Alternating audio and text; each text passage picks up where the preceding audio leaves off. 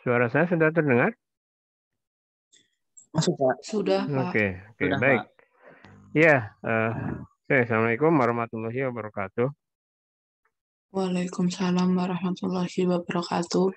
Oke, sebelumnya mohon maaf ya, tadi ada urusan keluarga nih, ya, tiba-tiba gitu ya. Jadi saya tutup laptop terus lari ya. Alhamdulillah sudah beres dan alhamdulillah ya sedikit aja lah ya. Oke, sebelum nanti ini ada presentasi kan ya yang mungkin biasa. Siapa yang presentasi? Saya, Pak, kelompok Ah, 3 sama Asyif, Pak. Oke, kelompok 3 ya. Oke, baik. Nah, oke, sebelum seperti biasa ya, sebelum presentasi saya dulu ya. Dan ya, saya ingin ini menampilkan kemarin kan minggu-minggu kemarin itu kita sudah bahas apa namanya, saya ke atas kan dulu. Apa kita sudah membahas tentang mikrofon, kemudian loudspeaker ya. Nah, pada minggu ini sih sebetulnya saya ingin sedikit membahas tentang ini apa namanya peralatan untuk apa record ya, record seperti CD, kemudian kan sekarang sudah banyak ya untuk merekord audio sound system gitu ya. Oke, tapi sebelum ke situ beberapa hal yang ingin saya sampaikan bahwa sebetulnya ini ada di buku saya di chapter 5 ya, tapi bukunya memang belum saya launching ya, karena masih di review ya. Buku tentang apa namanya teori akustik dan aplikasinya pada pengukuran alat musik pukul ya, untuk alat musik pukul ini apa musik tradisional Jawa ya, gitu, gamelan khususnya. Nah, buku itu jadi di chapter 1 sampai 4 itu tentang teori ya, teori akustiknya sampai dengan teori penjalaran dan sebagainya ya. Kemudian teori pantulan, kemudian ada dan sebagainya ya di chapter 1 sampai 4. Kemudian juga ada ya sedikit menyinggung tentang mikrofon dan sebagainya. Nah, chapter 5 sampai chapter 10 atau 9 itu kalau tidak salah aplikasinya ya. Nah, saya ingin sedikit juga menyinggung ini ya untuk apa namanya? Ini memang beberapa kaitannya dengan hasil dari riset teman-teman ya mahasiswa. Sorry, tayangan saya sudah kelihatan ya? Halo? Sudah, Pak. Sudah, oke. Ya, baik. Sudah cukup gede ya. Sorry, ini belum saya Sudah, bikin, Pak. sudah belum saya bikin apa PPT-nya. Saya langsung dari bukunya saja ini. Nah, tentang aplikasi dari nanti ada ya termasuk nanti tugas Anda di ujian akhir itu kan menggunakan visual analyzer ya untuk mengukur ya kebisingan atau apalah tentang bunyi ya, sumber-sumber bunyi gitu. Baik itu di tempat Anda, di kos Anda atau di wilayah Anda silakan ya. Seperti itu ya. Nah, maksud saya sebetulnya kan memang kalau ilmu tentang akustik ya nanti kalau akustik kemudian istilah modernnya itu juga akan saya jelaskan ya bahwa ya istilah kemarin juga sudah di awal sudah saya jelaskan yang disebut dengan modernnya itu sebetulnya bagaimana pembangkitan gelombang akustiknya ya. Ya selain tadi menggunakan pembangkitnya laser juga ada mungkin audio untuk apa namanya menganalisa sinyalnya ya gitu.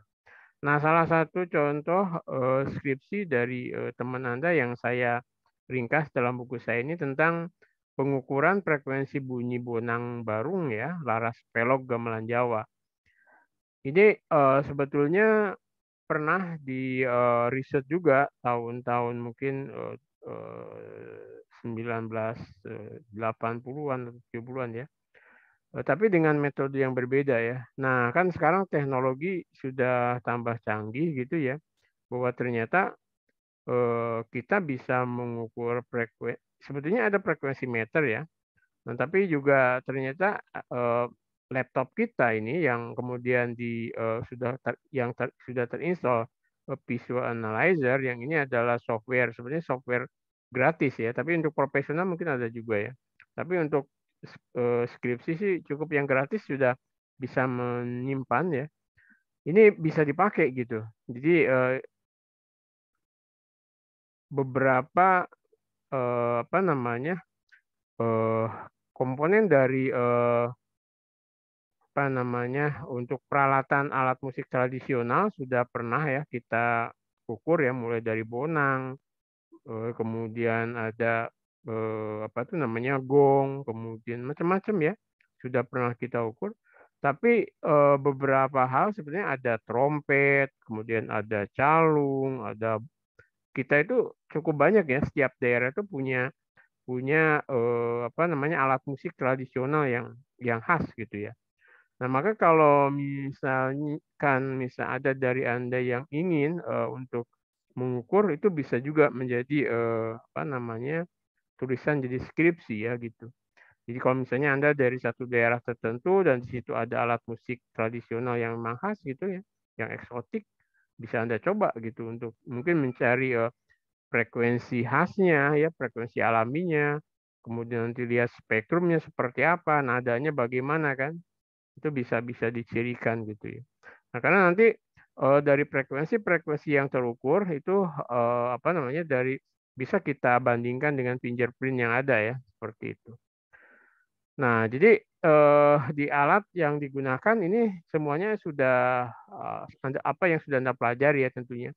Jadi ada function generator, kemudian ada amplifier, kemudian ini ada tegangan ya, kemudian ada tegangan, ada ampere meter ya. Kemudian di sini juga ada loudspeaker ya kan, yang kemarin apa namanya Anda juga sudah belajar ya. Jadi untuk ini tidak lain sebenarnya untuk mengkalibrasi ya. Jadi mengkalibrasi apa namanya laptop Anda gitu. Jadi laptop kita itu kan kalau berbeda merek itu sensitivitas dari mikrofonnya kan berbeda-beda. Nah, biar seragam tentunya, nah di PCK itu kan caranya adalah dikalibrasi ya kan gitu. Nah, kita punya kalibrator kan. Nah, biar merek laptop itu bisa disamakan, artinya dikalibrasi dengan konstanta tertentu, tentunya kan harus dikalibrasi terhadap apa namanya sound level meter yang memang sudah apa memang sudah kita anggap itu sebagai kalibratornya gitu. Jadi ada sound level meternya. Jadi function generatornya di sini fungsinya untuk membangkitkan frekuensi tertentu dengan amplitude tertentu kan. Kemudian di sini ada mikrofon, kemudian nanti di sini ada sound level meter gitu ya. Jadi nah di sini juga jadi Anda sudah belajar tentang bagaimana fungsi loudspeaker. Kemudian nanti di sini juga ada mikrofon ya kan. Jadi kadang-kadang ini kurang lengkap nih. Jadi untuk apa namanya detektornya selain laptop sebetulnya sudah punya mikrofon. Tapi biasanya ketika ngukur Anda juga harus pakai mikrofon kondenser yang eksternal ya. Jadi di sini sudah apa yang kita pelajari minggu-minggu lalu itu tentang loudspeaker, Anda bisa belajar di sini, kemudian juga mikrofon. Nah, nanti di sini ada software dan media untuk penyimpan bunyinya ya kan. Yaitu di sini sekarang sudah ada apa compact disc ya, di sini sekarang ada namanya SSD ya gitu sebagainya. Nanti teori lebih dalamnya tentunya bisa karena eh ulasan tentang apa namanya komponen untuk perekaman bunyi atau audio itu juga ada bukunya sendiri, ada satu buku gitu ya. Jadi Anda bisa belajar lebih jauh di situ. Nanti akan saya upload juga bukunya ya. Nah, tapi di sini saya ingin menjelaskan bahwa dengan perangkat laptop, kemudian visual analyzer, kemudian satu mikrofon atau tanpa mikrofon, Anda sebetulnya sudah bisa riset ya, sudah bisa mencari data untuk skripsi Anda. Jadi tidak perlu susah-susah gitu ya.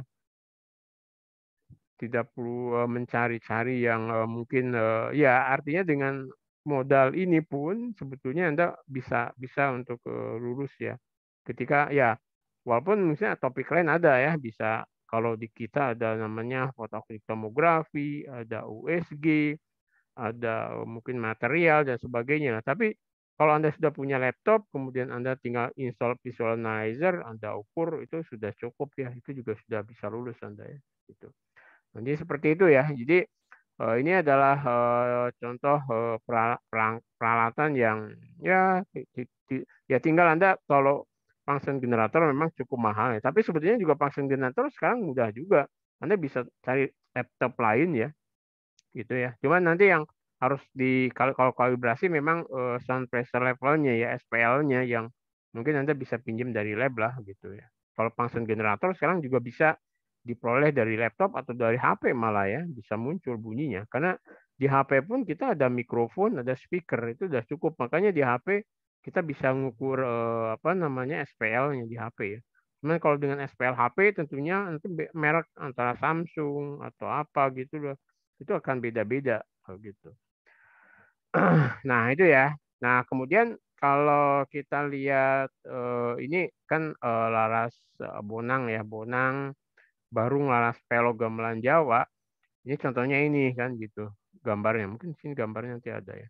Nah, sehingga di sini Anda harus sedikit apa namanya ini ya ada tambahan lah pemukulnya kan kalau bisa walaupun sebetulnya kalau untuk frekuensi eh, kita pukul berbeda gaya gitu, mungkin nggak begitu pengaruh, paling pengaruh pada amplitudo aja kan. Nah, jadi frekuensi diri atau frekuensi dari si Bonang yang ini ada wilayahnya banyak ya. Itu tentunya tidak mungkin hanya ditentukan oleh besar kecilnya gaya pukul kita gitu ya. Cuman dalam fisika kan tentunya ketika Anda ingin mengukur kalau bisa apa yang kita berikan atau gaya yang kita berikan pada masing-masing bonang ini harus sama kan gitu sehingga kita eh, dugaan kita ya jadi hipotesa kita sih kalau kita lihat rumusnya frekuensi itu tidak bergantung pada amplitudo kan dia itu bergantungnya nanti intrinsik ya dari bahan dari si bonang tadi bahan bisa jadi juga bentuk dari ini ya bundarannya ini kalau bundarannya itu berbeda, mesti frekuensinya akan muncul berbeda juga kan gitu. Karena frekuensi dari misalnya yang yang apa tuh ya, yang saya lupa namanya gamelan itu ada yang panjang-panjang juga kan, ada yang belunduk-belunduk seperti ini. Itu frekuensinya akan berbeda ya, frekuensinya akan berbeda. Jadi geometri akan menentukan ya gitu. Nah, jadi kita bisa lihat bahwa dengan alat sederhana itu kita bisa mengamati frekuensi yang berbeda dari beberapa peralatan klasik ya. Jadi peralatan gamelan ya, gamelan yang di Jawa khususnya Jogja itu kan banyak gamelan tuh. Jadi banyak sekali hal yang bisa Anda eksplor di situ ya. Oke, nah makanya di sini juga ada mikrofon kondenser kan yang disambung. Kenapa? Ya biar nanti bunyi dari si bonang ini kalau dengan hanya mengandalkan mikrofon laptop kan terlalu jauh ya anunya penjalarannya. Walaupun Anda tahu penjalaran bunyinya sih sebetulnya kan 340 ya, 340 meter per sekon. Nah, dalam 1 sekon jauh ya. Ya, tapi kalau kita ingin apa namanya mengeliminir ya, misalnya dia terpantul atau dan sebagainya, maka si mikrofonnya lebih dekatkan dan dibuat sama kan untuk semua apa alat bonang ini gitu. Nah, jadi penabuhnya juga dibuat sama, artinya di setiap gelahannya dibuat sama gayanya gitu dan sebagainya kan. Gitu. Nah, jadi ini ya jadi jarak tabuhnya sama dan sebagainya itu untuk mengeliminir. Nah, sebetulnya nanti bisa lebih jauh lagi kan. Jadi si bonang ini ada ruang namanya kalau di akustik itu namanya Helmholtz ruang Helmholtz ya kan. Jadi ruang Helmholtz itu ya Anda mungkin tahu ada ruang Helmholtz kan. Pas saya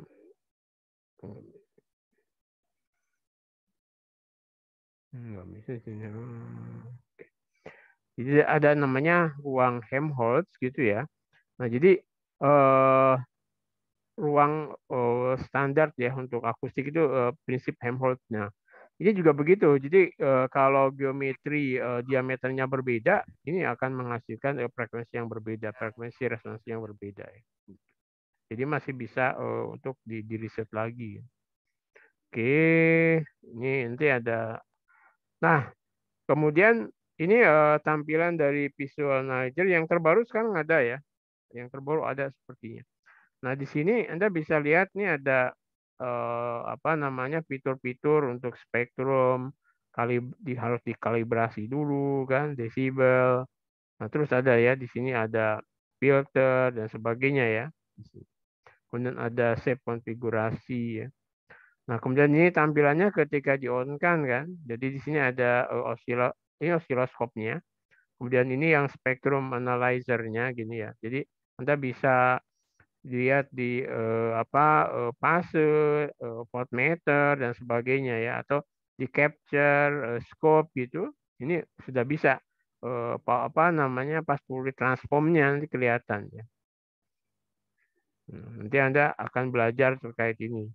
Kemudian nah ketika Anda klik frekuensi meter, nanti di sini akan muncul ya frekuensi meter resolusinya 10 Hz. Jadi misalnya ini 670 Hz. Jadi akan muncul. Nah, kemudian nanti spektrum kalau ketika Anda save spektrumnya juga akan muncul di sini di 670 muncul spektrumnya seperti ini ya. Gitu. Jadi ini namanya frekuensi diri ketika dipukul tiong gitu kan nanti akan muncul yang maksimumnya ya. Ini walaupun di sini muncul frekuensi lainnya, tapi frekuensi maksimumnya di 670 gitu. Jadi capture spektrum ya kan, asalnya kan kayak gini nih, gitu. Nah kemudian ya ada hasil pembahasannya kan, ada hasilnya. Nah ini adalah hasil kalibrasi antara apa pembacaan apa yang di Anda ubah-ubah tentunya kan frekuensi dari function generator ya. Mungkin function generatornya di set pada amplitudo yang sama tentunya tetap, kemudian frekuensinya diubah. Jadi ini frekuensi function generator, ini frekuensi visual analyzer kan bisa ada baca nanti kan. Ini ada frekuensi function generator, ini juga frekuensi. Nah, frekuensi function generator ini bisa apa namanya ya di function generatornya ada sih sebetulnya kan nanti bisa Anda lihat versinya berapa. Nah, sebetulnya juga untuk melihat apa kalau yang kebisingan itu biasanya pakai ada sound level meter juga untuk melihat atau mengkalibrasi juga dikalibrasi. Nah, kalau Anda lihat di sini hampir apa namanya satu ya. Jadi menggunakan regresi linear dapat R-nya 0,99 sekian berarti apa yang terbaca di function generator itu juga terbaca sama di visual analyzer ya. Artinya ya ini apa satu ya sebanyak Anda kalau Anda lihat di sini ada satu ini X itu adalah function generator, ini adalah visual analyzer-nya kan gitu.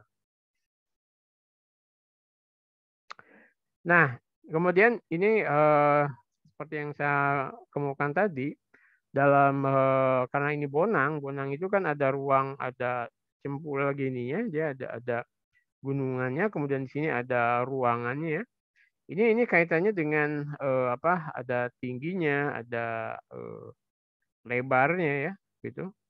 Jadi ada A, B dan C, ya. Kemudian itu di sini. A, B, dan C. Ini diameternya ke sini sepertinya. Ya. Ini tinggi ke sini C, kemudian ini ke sini A, dan kemudian ini B itu ke sini kalau nggak salah ya. Nah ini ya, jadi ya ternyata wilayah ini dari ini ya dari ya geometrinya gitu ya. Jadi ukuran wilayah nada rendah Bonang Barung 1 ini ukurannya. Kemudian ini yang nada tingginya ya. Jadi A-nya sekian. Jadi ini hmm, oke. Ini satuannya ini oke. Jadi ini adalah ukuran dari A-nya ya. Ini ukuran B-nya, ini ukuran C-nya, kemudian ini dapat dia gradien ya, gradiennya. Nah, nanti kita lihat oke, sorry, ini masanya. Saya lupa. Ini masanya ya, diukur juga sama dia. Nah, kemudian kita lihat hasil frekuensinya. Jadi ketika spektrum seperti ini ya. Nah, kemudian nanti Anda lihat dia akan dilihat di sini ya. Jadi di maksimumnya ini, dari spektrum analyzer itu. Nah, maka kita lihat di sini ada F0-nya ini sekitar 293 Hz, kemudian velog 2 sekian, nah, beda-beda nih ya. Ya kan? Nah, kemudian kalau kita lihat tahun 1969 sebetulnya sudah diriset oleh Wasista ya. Nggak tahu gimana caranya ya. Jadi dia dapat 296 gitu. Yang ya kalau kita lihat mirip-mirip lah dengan hasil kita kan, tidak jauh beda gitu. Nah, kemudian ini yang berikutnya ya, data berikutnya. Nah, kita lihat nih, Wasisto ini 323. Jadi ya mirip-mirip lah, tidak jauh berbeda gitu. Ini untuk benang velog 2 1 2 3 ini ya. Artinya bahwa kita ketika kita mengukur frekuensi diri dari alat musik kita yang kita ukur itu hasilnya itu tidak jauh beda dengan yang sudah dilakukan oleh Wasisto gitu. Artinya alat yang kita kerjakan itu tidak ya artinya bisa dipercaya gitu. Ya kan? Ya mana yang tepat ya kemungkinan sih kita kadang-kadang memang berbeda sedikit geometri akan menghasilkan frekuensi yang berbeda ya. Bahannya atau geometri Helmholtz-nya tadi yang berbeda itu jelas akan berbeda gitu. Tapi yang jelas nilai-nilainya ini mendekati nilai referensi ya yang sudah dikemukakan oleh Wasisto ini, berarti ya apa yang kita lakukan tidak salah gitu ya. Nah, kita juga tapi kita ada lebihnya ya daripada Wasista ini kan dia dapat ya dapat nilainya seperti ini malah kita bisa melihat, kita bisa merekod, kita bisa melihat spektrumnya ya seperti itu. Gitu ya. Ini hasilnya. Oke. Oke ya, ini ya. Wilahan 5. Jadi ada wilahan-wilahan itu kelompok-kelompok ya dalam benang itu akan memberikan nada. Jadi beda frekuensi itu nadanya lain ya. Nadanya akan lain gitu. Nah, Anda lihat di wilahan 5 itu juga ya nilainya mendekati ya, nilai hasil kita ini mendekati yang si Wasisto ini ya gitu. Hanya tidak ngawur gitu. Nah, kalau misalnya hasilnya kita itu berbeda banget, misalnya Waskito 438, kita malah dapatnya 1000-an atau apa, itu berarti kan ada hal yang salah ya. Nah, ternyata itu mendekati nilainya, berarti ya. Ini Anda lihat nih, yang untuk wilahan 6 juga begitu ya. Ya, nilainya dekat-dekat ya dengan hasil referensi. Oke, nah itu artinya bahwa dengan peralatannya sederhana ya, dengan visual analyzer, kemudian dengan laptop kita yang ada, pakai mikrofon eksternal gitu ya, didekatkan kita pukul, itu juga metode tidak salah gitu. Artinya metode itu lebih mudah dan bisa terekod ya gitu. Nah, seperti itu. Ya dengan peralatan laptop sekarang yang ada. Mungkin dengan pakai HP juga sebetulnya bisa ya. Jadi tidak harus pakai laptop sebetulnya. Pakai HP kalau memang ada kalau Anda lihat HP itu juga bisa mengukur ini gerak getar ya, getar frekuensi kan. Nah, kalau emang itu bisa dicoba juga gitu. Sekarang kan ada HP, ada laptop ya dengan penyimpan bunyi yang sudah cukup bagus gitu. Oke, ini masih cukup banyak dia ya, 96 dan seterusnya. Jadi riset ini saya lupa siapa namanya ini. Nah, jadi cukup banyak ya. Bisa Anda lihat nih, wilahan, kemudian ini ada frekuensi resonansinya, kemudian ini wasista. Jadi Anda lihat ini ya mirip-mirip lah, tidak jauh berbeda. Gitu. Grafik perbandingan nilai frekuensi nada tinggi. Ya. Ini wasista ya sebagai mirip. Ya, jadi tidak jauh beda gitu. Nah, jadi kalau kita lihat nih rata-ratanya ya penelitian 302 wasista dan kawan-kawan 299. Ini bulan 1, bedanya cuma 6. Kalau ini plus minus 6 udah kita artinya kalau ini kan sebetulnya tidak beda gitu. Sama gitu, masih dalam range lah gitu. Tapi kalau antara wilayah 1 dan wilayah 2 ini jelas bedanya gitu loh. Perbedaannya jelas ya beda gitu. Tapi nilai ini dengan wasisto itu sama sebetulnya, bedanya cuma 8. Mungkin ini agak beda, bisa jadi ya bisa jadi sih geometri atau apalah gitu ya yang karena frekuensi resonansi dari suatu bahan itu sangat ditentukan oleh rho atau rapat massa dari si bahan dan juga geometrinya kan dalam apa namanya ruang Helmholtz ya gitu. Oke, nah ini untuk nada tingginya. Anda lihat ya, di nada tinggi memang agak beda lumayan ya, agak beda banget. Oke, oke. Nah gitu ya. Oke, mungkin itu yang ingin saya sampaikan. Jadi dengan visual analyzer dan laptop itu sebetulnya sekarang itu salah satu mode atau perangkat yang bisa menyimpan merekod suara apa bunyi ya gitu. Jadi di situ ada piringan, ada SSD ya atau ada compact disk juga bisa, ada CD gitu ya. Itu bisa untuk merekod bunyi ya dari luar ya. Dengan menggunakan di situ ada mikrofon, kondenser, kemudian ya sedikit ada software ya yang bisa dipakai ya. Selain visual analyzer ada juga spektral atau yang lainnya itu sekarang sudah cukup banyak ya. Jadi nah visual analyzer, spektral dan sebagainya itu namanya computing akustik ya. Jadi itu juga sesuatu yang bisa menjadi bahan apa namanya Anda juga untuk teknologi dalam akustik ya. Itu bisa dipelajari juga itu. Sesuatu hal yang menarik sekarang dalam algoritma ya. Algoritma untuk kalau Anda bisa meng-create itu juga bagus ya. Jadi visual analyzer gratis cuman nanti kan ada iklan dan sebagainya kan di situ. Itu juga bisa menjadi entrepreneur techno entrepreneur ya seperti itu. Oke, mungkin itu yang ingin saya sampaikan untuk hari ini. Kalau ada pertanyaan silahkan, kalau enggak langsung yang akan presentasi silahkan ya.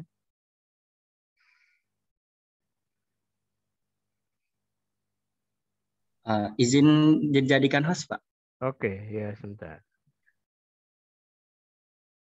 Ya, silakan Mas.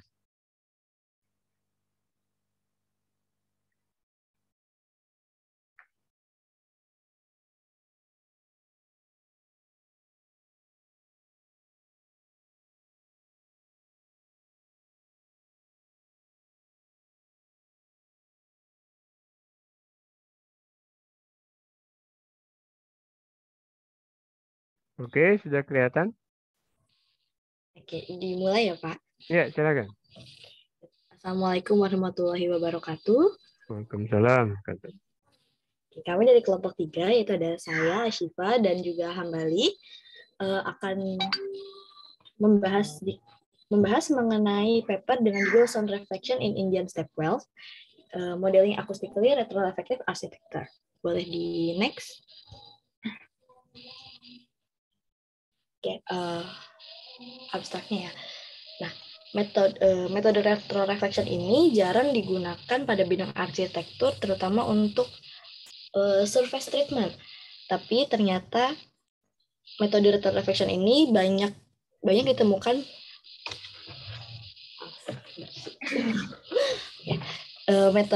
metode retroreflection ini banyak ditemukan di permukaan bangunan yang sudutnya itu berbentuk trihedral, karena permukaan ini memusatkan suara yang dipantulkan ke sumbernya yang sebagian besar berfrekuensi tinggi. Nah, paper ini meneliti kolam berundak India yang bisa disebut Kun atau Bauri dengan memberikan lingkungan semi tertutup retroreflektif yang sifatnya itu sangat akustik karena jumlah sudutnya yang dibentuk oleh tangga-tangga pada kolam berundak. Nah, 2 kasus yang dibahas di paper ini itu ada Panamena Kakun dan lahan FAF yang diselidiki dengan metode FDTD. Boleh di next. Oke, bagian 1 pendahuluan. Yang pertama ada acoustic retroreflection dalam arsitektur.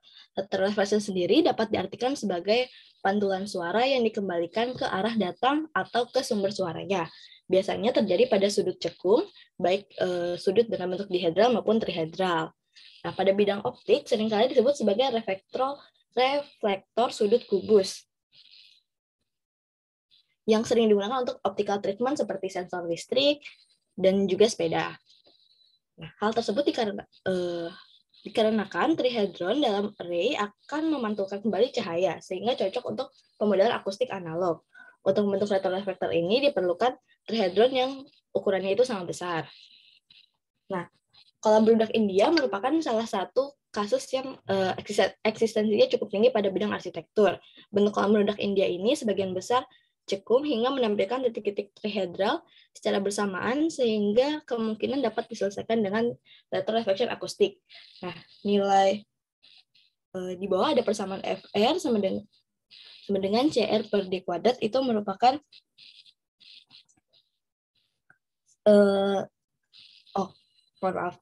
frekuensi indikatif FR ini itu sedikit atau tidaknya menunjukkan sedikit atau tidaknya kehilangan difraksi yang dapat dihitung dari kecepatan suara yaitu C di sini dan jarak menerima sumber yang di kolusi reflektor yaitu R dan dibagi dengan lebar dari reflektornya. Tuh. Untuk retroreflektor persegi normal penyebutnya ini bisa digunakan luas permukaan atau S. Ya, selanjutnya ada kolam berundak India. Istilah stepwell atau kolam berundak ini digunakan untuk menggambarkan bentuk arsitektur yang dibangun ke tanah yang mengalir ke air. Bisa teman-teman lihat gambarnya di bawah. Nah, di India sendiri ada beberapa jenis stepwell yang digunakan seperti bauri. Bauri ini mengacu pada bangunan bawah tanah atau kun, yaitu kolam berundak berbentuk tangga yang mengalir ke arah genangan air. Nah, pada paper ini kolam berundak yang diselidiki adalah Panamena Kakun yang telah berdiri dari abad ke-16, dan untuk kolam berundak yang lebih kecilnya yaitu ada kolam lahan FAF yang berdiri pada tahun 976 sampai 999 Masehi. Nah, kolam berundak India ini biasanya dibangun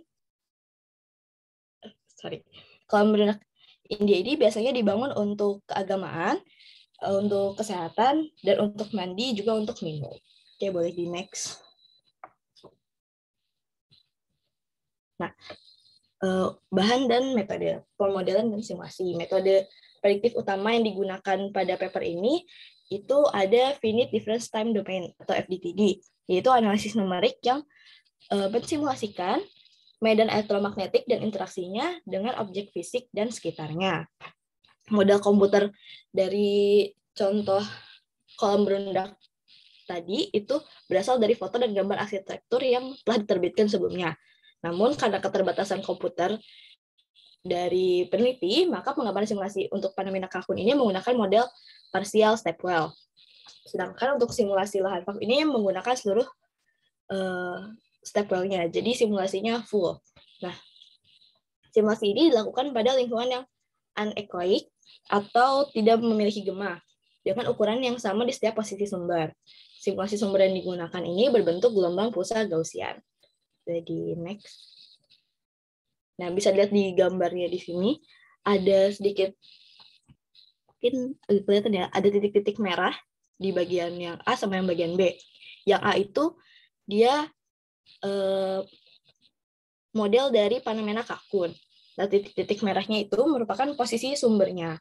Jadi posisi sumbernya ini dipilih dengan pada 1,5 meter di atas platform menaranya. Nah, untuk yang Panamena Kakun di sini ada 8 titik sumber, dan untuk yang di sebelahnya yang lahan FAF ini ada 6 titik sumber. Gitu. Nah, masing-masing sumber ini memiliki intervalnya 0,5 meter. Oke, boleh di next. Nah, lalu ada prediksi retroreflected. Oke. Cabrera et al. Atau penulis di sini juga sudah pernah menunjukkan metode sederhana untuk menunjukkan tingkat energi suara retroreflected kembali ke sudutnya dengan mengibaratkan setiap sudut trihedral cekung ini sebagai cermin setara yang menghadap ke sumber dan menggunakan perhitungan urutan pertama gambar sumber untuk menghitung kehilangan difraksi dalam domain frekuensinya.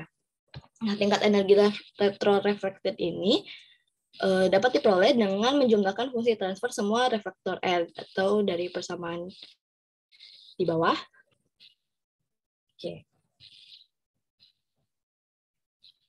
Nah, untuk sumber dengan posisi tertentu, tahap pertama yang harus dilakukan adalah mengidentifikasi sudut trihedral cekung yang terlihat. Karena sudut yang tertutup tidak akan bertindak sebagai retroreflektor. Nah, pendekatan sederhana yang digunakan dapat dimulai dari bayangan boresight dari trihedron persegi yang memiliki panjang tepi yang sama. Nah, pada penelitian ini, tinggi pijakan yang diambil sebagai tinggi pinjakan itu diambil sebagai panjang tepi trihedron. Dan untuk sudut yang besar, panjang tepi minimumnya diambil dari lebar permukaan jalannya. Nah, model ini memberikan teori kasar yang menggabungkan kehilangan difraksi yang dapat membantu menafsirkan hasil simulasinya. Perbedaan ini juga memungkinkan untuk menganalisis kontribusi berbagai retroreflektor yang diharapkan dapat diterapkan pada frekuensi tinggi agar retroreflection-nya dapat mendominasi suara yang dikembalikan ke sumbernya. Boleh di next. Bagian 3 ada hasil. Yang pertama, distribusi spasial energi terpantulkan. Nah, gambar 3 ini itu menunjukkan distribusi spasial dari 8 posisi sumber di Panamena Kakun dengan metode FDTD.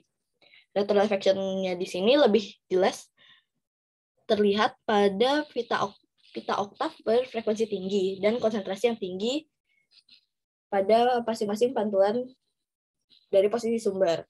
Nah, baris paling atas ya yang warnanya hampir rata itu menunjukkan distribusi spasial untuk permukaan yang datar. Nah, dari sini dapat terlihat bahwa energi yang didistribusikan itu lebih merata di seluruh bidang ya, di seluruh bidang penerima dan tidak ada konsentrasi pada posisi sumber. Oke, boleh di next.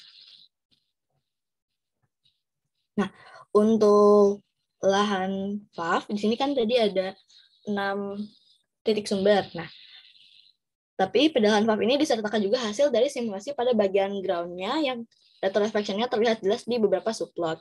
Seperti sebelumnya, baris pertama ini menunjukkan hasil dari simulasi permukaan datar yang paling atas. Nah, hal ini membantu untuk membedakan energi yang dipantulkan tanah dan energi retroreflection. Retroreflection-nya sendiri terlihat jelas pada pita oktav 1 kHz sampai 4 kHz. Boleh di next. Ya, selanjutnya ada energi yang dipantulkan pada sumber penerima yang ditempatkan. Yang pertama ada hasil simulasi FDTD. Nah, nilai tingkat energi yang dipantulkan pada posisi penerima sumber lebih besar di pita frekuensi yang lebih tinggi untuk kedua model stepwell. Jadi dari Panamena Kakun dan dari lahan VAF itu sama. Nah, terutama pada pita 2 kHz dan 4 kHz. Mungkin yang warnanya itu biru. Oke, nah tingkat energi refleksi yang dihitung ini secara analitis dari bidang tanah yang luas untuk tinggi sumber penerima adalah 1,5 meter. Untuk bidang tanah dengan luas untuk tinggi sumber penerima 1,5 meter adalah 20 log 1/3 atau sama dengan minus 9,5 desibel. Nah, tingkat energi yang dipantulkan di setiap pita oktav di Panamena Kakun ini semuanya lebih rendah dari pantulan tanah yang dihitung secara analitis. Oke, boleh di next.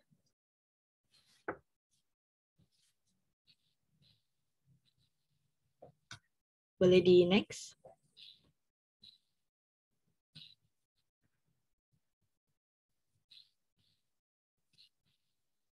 Oke. Untuk ilustrasi pada gambar 7 itu memplot nilai FR2 yang dihitung untuk reflektor individu sebagai fungsi jarak dari sumber. Nah, reflektor besar ini memiliki nilai rendah dan diperkirakan karena memiliki sedikit kehilangan difraksi di pita oktav atas. Retroreflektor kecil ini memiliki beberapa nilai di dalam atau di atas pita oktav 4 kHz untuk lahan VAV di posisi 6 dan seluruhnya di atas pita oktav 4 kHz pada lahan VAV di posisi 1. Dan pada kedua posisi ilustrasi untuk fenomena kakun. Boleh di next lagi. Kontribusi energi reflektor individu ditunjukkan pada gambar 8 di sebelah sebagai fungsi jarak untuk dua posisi ekstrim di setiap stepwell hanya untuk pita oktav 4 kHz. Nah, meskipun ada hasil jumlah reflektor yang besar, yang jauh lebih kecil daripada reflektor kecil, reflektor besar ini dapat memberikan kontribusi yang cukup besar juga seperti terlihat di fenomena kakun yang A, terbukti dari kurva distribusinya yang berbentuk kumulatif. Nah, di sisi lain, pada lahan VAV, reflektor kecil memberikan kontribusi yang lebih besar daripada reflektor yang besar. Oke, boleh di next. Terus selanjutnya ada karakteristik temporal reason atau temporal reason dari impuls pada lahan VAV. Nah, didasarkan pada model parsial, simulasi fenomena kakun ini tidak memiliki banyak refleksi dari peluruhan bergema yang akan terlihat di dalam stepwell penuh. Nah, sedangkan pada lahan VAV sendiri, untuk sumber di posisi 1, cluster retroreflection-nya dimulai pada 40 milisekund dan semakin menonjol dengan frekuensi yang tinggi. Dan sumber di posisi 6, untuk cluster retroreflection-nya dimulai pada 22 milisekund. Nah, berdasarkan geometri, refleksi order pertama harus diselesaikan dengan 90 milisekund, dan dengan demikian energi berikut berasal dari refleksi tingkat tinggi atau dari gemaknya. Oke, boleh lanjut. Oke, silakan saya serahkan ke Hambali.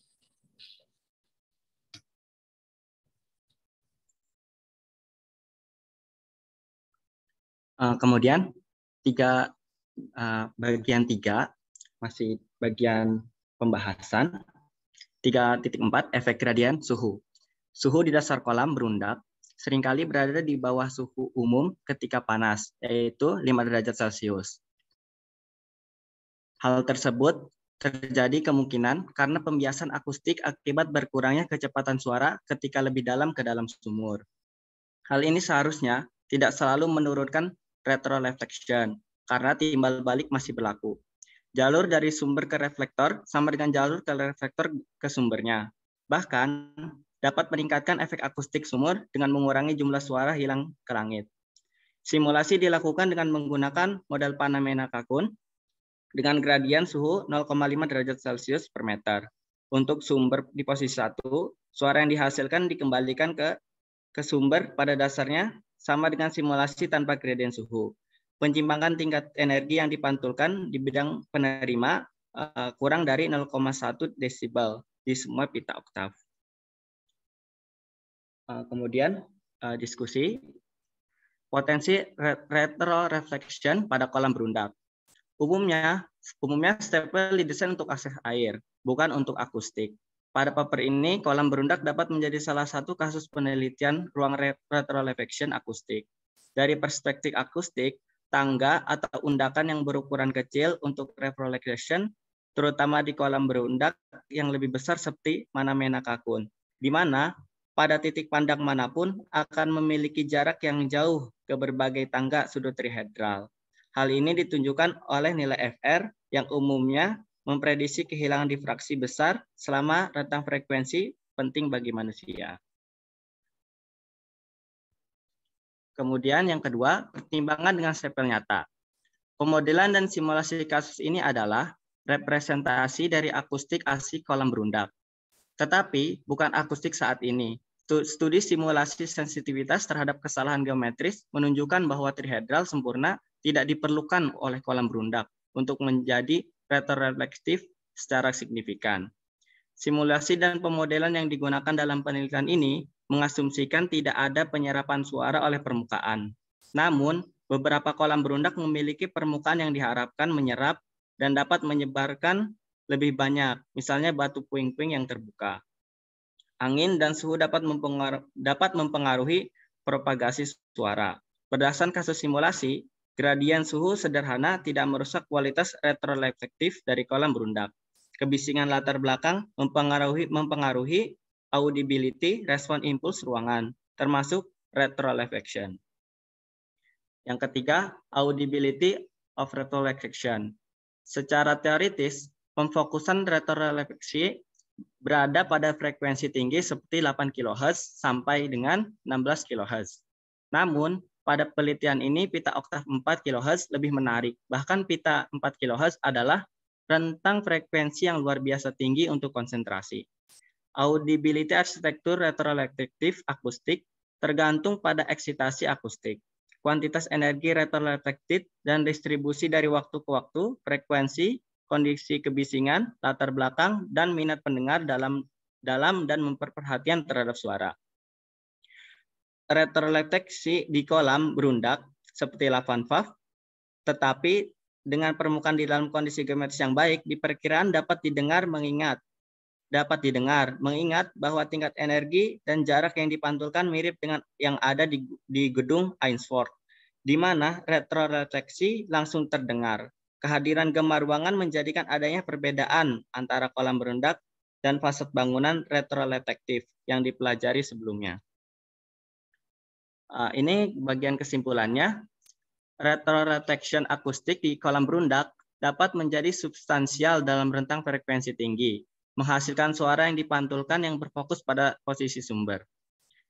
Kedua sudut trihedral kecil dari undakan dan sudut trihedral besar dari dinding antar bagian di setiap tingkat berkontribusi pada retroreflection. Dengan keseimbangan mereka tergantung pada skala kolam berundak.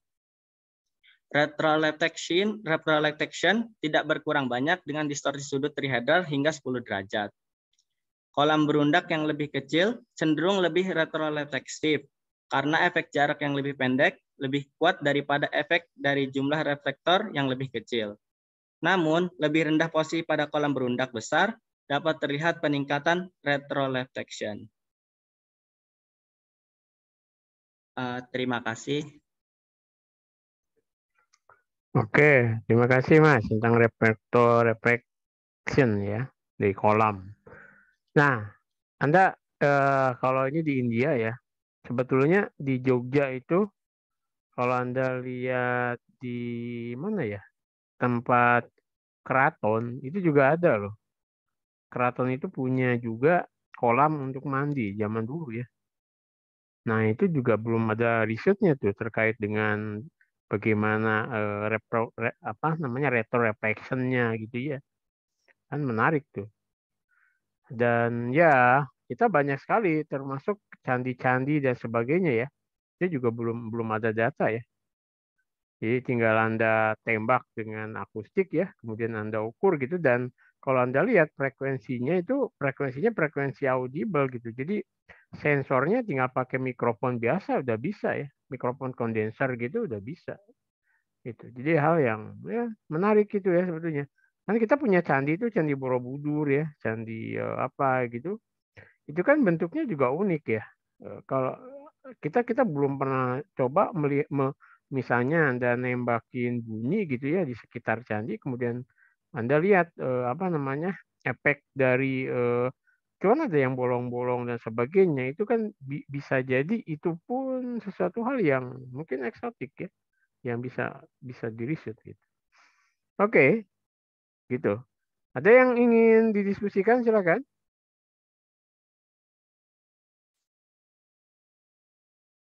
Oke, kalau tidak ada, saya ingin sedikit mengingatkan ya.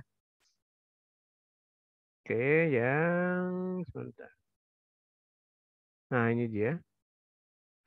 Sudah terlihat? Sudah, Pak. Oke. Yang pertama, terkait dengan tugas presentasi, karena saya lihat jadwal, minggu depan itu minggu terakhir ya. Minggu terakhir kita, kalau memang kita tidak ingin nambah jam, berarti untuk kelompok besok, minggu depan, Rabu minggu depan, itu 3 kelompok ya. Kelompok 4, 5, dan 6 gitu ya. Jadi setelah saya, bentar nanti kelompok 4, 5, dan 6 presentasi besok ya. Sekalian aja ya, biar kita nggak usah nambah jam. Gitu. Nah, saya ingatkan lagi, apa yang harus Anda unggah itu adalah Anda PPT-nya Anda unggah, kemudian juga papernya ya. Gitu. Di sini ya, ini ada 2 yang sudah kembalikan. Paling lambat itu hari Rabu sesuai hari UAS ya, 15 Juni jam 23.59. Itu yang untuk tugas kelompok ya. Nah, kemudian untuk UAS-nya kayak ini ya, saya sudah ingatkan juga. Jadi UAS kita itu sudah boleh luring sebetulnya. Cuman mungkin tergantung dosennya ya. Jadi gini, maksud saya nanti itu Anda tugasnya itu adalah UAS ini ya. Jadi tulis manual book penggunaan software Visual Analyzer ya secara lengkap dengan bahasa sendiri ya. Karena ini kan tugas mandiri ya. Kemudian nanti buatlah PowerPoint durasi 10 sampai 15 menit. Mungkin 10 menit aja kan Anda ada 12 orang. Jadi pas 2 jam kan. 10 menit masing-masing untuk mempresentasikan hasil penggunaan software Visual Analyzer untuk mengukur kebisingan ya, kebisingan bunyi di sekitar rumah atau kamar Anda ya. Ya, tapi ini ada syaratnya nih. Selama kurang lebih 5 hari. Nah, tiap hari mungkin bisa diambil mungkin ya terserah Anda bisa jadi pagi, siang, sore, malam gitu ya. Maksud saya kalau memang nanti Anda bagus itu bisa juga untuk data skripsi Anda sih sebenarnya. Jadi pagi, siang, sore, malam misalnya. Terus apa yang terjadi gitu ya dengan Visual Analyzer. Jadi syaratnya 5 hari ya. Kemudian presentasi setiap mahasiswa dilaksanakan saat UAS ya. Jadi kalau tidak salah di jadwal itu 15 Juni jam 10 sampai 12. Link Zoom-nya menyusul ya. Nah, kemudian file manual book dan penggunaan software itu dibuat dalam format docs ya. Dalam docs gitu dan nanti tentunya diberi nama ya. Dan diunggah dalam GC paling lambat ini ya 15 Juni sampai 23.59 juga. Sampai jam 12 malam ya, gitu. Oke ya, jadi Anda presentasi gitu ya, tentunya Anda buat PPT, Anda presentasi dengan manual book-nya digabung aja gitu ya. Hasil dari ukuran Anda mengukur itu seperti apa gitu. Anda ya nanti ada beberapa seperti tadi ya, nanti contohnya saya upload juga di sini ya untuk Anda laporan seperti apa gitu. Ya. Ada yang ditanyakan? Permisi Pak, ingin bertanya, untuk 5 harinya tuh boleh tidak berturut-turut nggak ya Pak? Sebetulnya 5 harinya itu kan hari Senin, Selasa, Rabu, Kamis, Jumat ya. Kita sih inginnya itu 5 hari itu kita ingin kondisi sebetulnya. Kan apalagi kalau misalnya pas hari Senin misalnya sepi, itu seperti apa, Selasa seperti apa gitu kan. Pengennya gitu Mas. Jadi ada Senin mestinya sampai Sabtu, tapi karena oke lah Sabtu Anda mungkin libur ya. Senin, Selasa, Rabu, Kamis, Jumat gitu aja. Mungkin Jumat lebih sening kan, lebih sepi. Saya ingin lihat gitu di kondisi sekitar Anda tuh seperti apa kan gitu bisa cerita itu maksudnya. Bisa diterima Mas?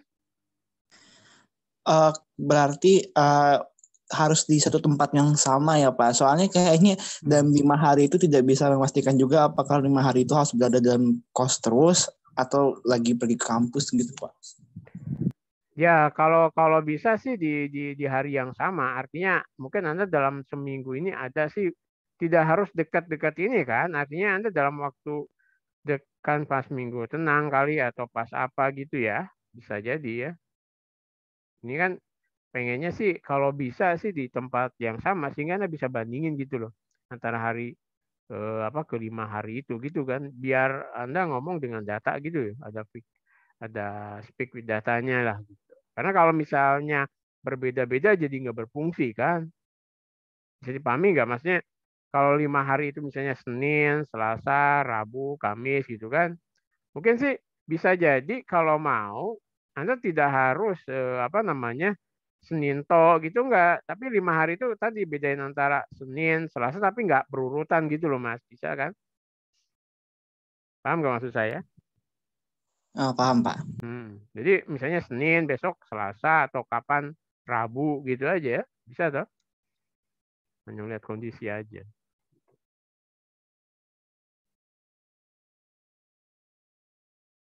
Oke, ada lagi yang ingin disampaikan?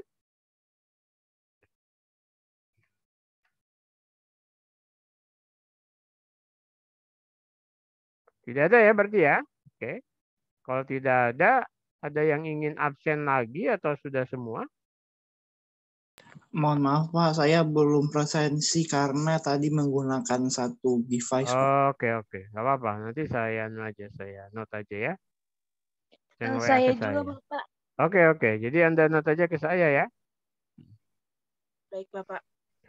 Oke, kalau tidak ada, kita cukupkan kuliah kita ya. Terima kasih. Assalamualaikum warahmatullahi wabarakatuh. Waalaikumsalam.